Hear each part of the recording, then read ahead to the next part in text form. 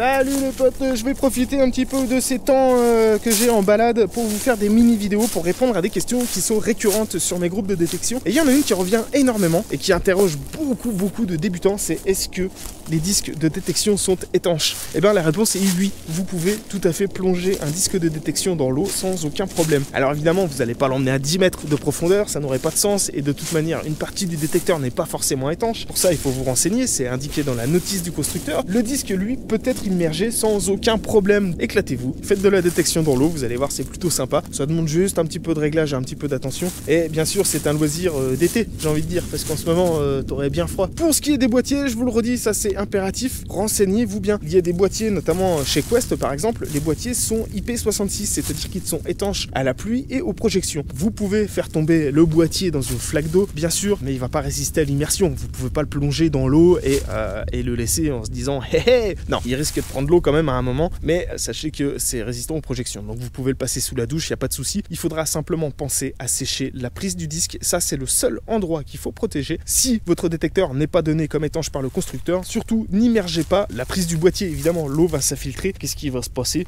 Et bon, le détecteur, il va se mettre au défaut, il va faire bip bip bip bip bip. Il sera pas fichu, il suffira de le sécher. Néanmoins, c'est pas fait pour. Donc, renseignez-vous bien, mais un disque de détection, vous le saurez, est totalement étanche. Et si jamais vous immergez le disque de votre détecteur et qu'il se met à déconner par la suite, bien c'est qu'il a pris l'eau, peut-être qu'il avait une fissure. Alors ça, sur un disque neuf, ça n'arrive pas, je vous le dis tout de suite, hein. C'est peut-être que vous avez marché dessus, en tout cas c'est qu'il y a une fissure. Vous le laissez bien sécher, soit vous le plongez dans le riz ou vous le mettez près du radiateur. Vous le laissez bien sécher et ce sera reparti comme en 14. Il n'y a aucun problème, donc n'hésitez pas, faites-vous plaisir et plongez votre disque de détection dans l'eau. Si vous avez des questions, bien sûr, vous pouvez nous rejoindre sur la communauté Tous à Poil, vous venez sur Facebook, sur la page tousapoil.fr, vous pouvez également aller sur le groupe Réglage Expedéus, mais vous pouvez également aller sur la page Réglage Quest et vous posez vos questions, puis vous pouvez aussi les poser en commentaire, il y a forcément des gens qui vont vous répondre. La communauté, c'est aussi fait pour partager et c'est là que je vous demande justement, partagez un petit pouce bleu les potes, partagez un petit commentaire, puis partagez cette vidéo si vous l'avez trouvée pertinente. C'est là-dessus que je vous quitte les potes, j'ai une sortie de détection à faire.